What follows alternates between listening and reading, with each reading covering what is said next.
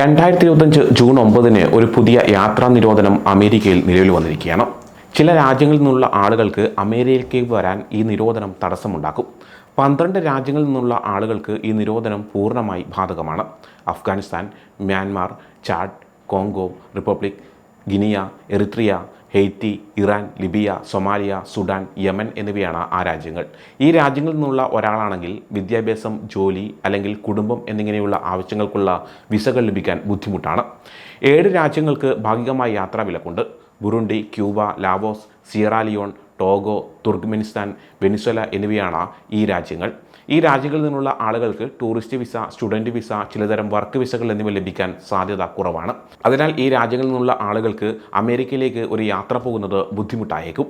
ഈ യാത്രാ നിരോധനം 2017 ഉണ്ടായിരുന്നതിൽ നിന്ന് വ്യത്യസ്തമാണ്. ഇതിൽ കൂടുതൽ രാജ്യങ്ങളെ ഉൾപ്പെടുത്തിയിട്ടുണ്ട്.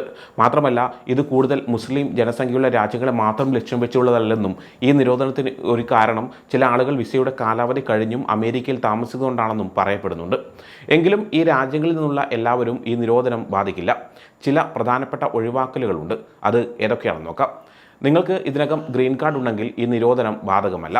നിങ്ങൾ ഒരു ഇരട്ട പൗരനാണെങ്കിൽ, അതായത് നിരോധിച്ച രാജ്യത്തിലെയും നിരോധിക്കാത്ത രാജ്യത്തിലെയും പാസ്പോർട്ടുകൾ ഉണ്ടെങ്കിൽ നിരോധിക്കാത്ത രാജ്യത്തിൻ്റെ പാസ്പോർട്ട് ഉപയോഗിച്ച് നിങ്ങൾക്ക് യാത്ര ചെയ്യാം. ഡിപ്ലോമാറ്റിക് വിസയുള്ള ആളുകൾക്കും യാത്ര ചെയ്യാം. ലോകകപ്പ് പോലുള്ള മത്സരങ്ങളിൽ പങ്കെടുക്കുന്ന കായിക താരങ്ങൾക്കും പരിശീലകർക്കും ഈ നിരോധനം ബാധകമല്ല. US പൗരൻ്റെ ഭർത്താവ് അല്ലെങ്കിൽ ഭാര്യ അല്ലെങ്കിൽ US പൗരൻ്റെ മാതാപിതാക്കൾ പോലുള്ള അടുത്ത ബന്ധുക്കൾക്ക് ഗ്രീൻ കാർഡിന് അപേക്ഷിക്കുകയും ചെയ്യാം. ദത്തെടുക്കൽ കേസുകളും ഇതിൽ നിന്ന് ഒഴിവാക്കിയിട്ടുണ്ട്. US ഗവൺമെൻറ്റിന് വേണ്ടി ജോലി ചെയ്യുന്ന ആളുകൾക്ക് പ്രത്യേകം വിസകൾ ലഭിക്കും. നിങ്ങൾക്ക് ഇതിനകം അഭയം ലഭിച്ചിട്ടുണ്ടെങ്കിൽ നിങ്ങൾക്ക് ഈ നിരോധനം ബാധകമല്ല.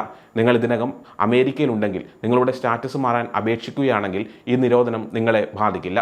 ചിലപ്പോൾ നിങ്ങൾക്ക് ഒരു പ്രത്യേക ജോലിയോ കഴിവോ ഉണ്ടെങ്കിൽ അല്ലെങ്കിൽ പ്രധാനപ്പെട്ട കാര്യങ്ങൾക്കായി വരുന്ന ഒരു എക്സിക്യൂട്ടീവ് ആണെങ്കിൽ നിങ്ങൾക്ക് നാഷണൽ ഇൻട്രസ്റ്റ് എക്സെപ്ഷൻ ലഭിച്ചേക്കാം. ഈ നിരോധനം അഭയം തേടുന്നവരെയും അഭയാർത്ഥികളെയും അമേരിക്കയിലേക്ക് വരുന്നതിൽ നിന്ന് തടയുന്നില്ല എന്നത് പ്രധാനമാണ്. നിങ്ങൾ നിരോധിച്ച രാജ്യങ്ങളിൽ നിന്നുള്ള ഒരാളാണെങ്കിൽ നിങ്ങളുടെ വിസയുടെ കാലാവധി കഴിഞ്ഞാൽ പുതിയൊരെണ്ണം എടുക്കുന്നതിനോ കാലാവധി നീട്ടുന്നതിനോ സാധിക്കാതെ വന്നേക്കാം.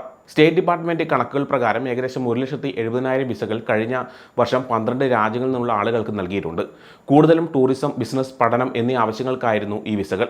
ഈ നിയമം നിലവിലുള്ള വിസകളെ റദ്ദാക്കുന്നില്ല, എന്നാൽ പുതിയ അപേക്ഷകൾ സ്വീകരിക്കുന്നത് തടയും. ഈ യാത്രാവിലക്ക് ആദ്യത്തേതിനേക്കാൾ കൂടുതൽ ശ്രദ്ധയോടെ തയ്യാറാക്കിയതാണെന്നാണ് നിയമവിദഗ്ധർ പറയുന്നത്. ആദ്യത്തേതിൽ പല നിയമപരമായ പ്രശ്നങ്ങളും ഉണ്ടായിരുന്നു. പുതിയ നയത്തിൽ കൂടുതൽ ഇളവുകൾ നൽകിയിട്ടുണ്ട്.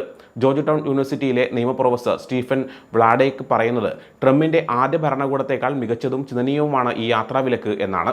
കൂടുതൽ ശ്രദ്ധയോടെ തയ്യാറാക്കിയതാണെങ്കിലും കുടിയേറ്റത്തെ പിന്തുണക്കുന്ന സംഘടനകൾ നിയമപരമായി നേരിടാൻ തയ്യാറെടുക്കുകയാണ്. എന്നാൽ 2018 ട്രംപ് വേഴ്സസ് ഹവായ് കേസിൽ സുപ്രീം കോടതി ട്രംപിൻ്റെ യാത്രാവിലക്കിനെ ശരിവെച്ചിരുന്നു. ഇത് പ്രസിഡന്റിന് കുടിയേറ്റ വിഷയങ്ങളിൽ കൂടുതൽ അധികാരം നൽകുന്നുണ്ട്. ചില റിപ്പബ്ലിക്കന്മാർ ഈ യാത്രാവിലക്കിനെ പിന്തുണക്കുന്നുണ്ടെങ്കിലും ചിലർ ഇതിനെതിരെ രംഗത്ത് വന്നിട്ടുണ്ട്. കുടിയേറ്റത്തെ പിന്തുണക്കുന്നവർ കോടതിയെ സമീപിക്കുന്നതിന് പകരം കോൺഗ്രസിൻ്റെ ഇടപെടലിനായി കാത്തിരിക്കുകയാണ്.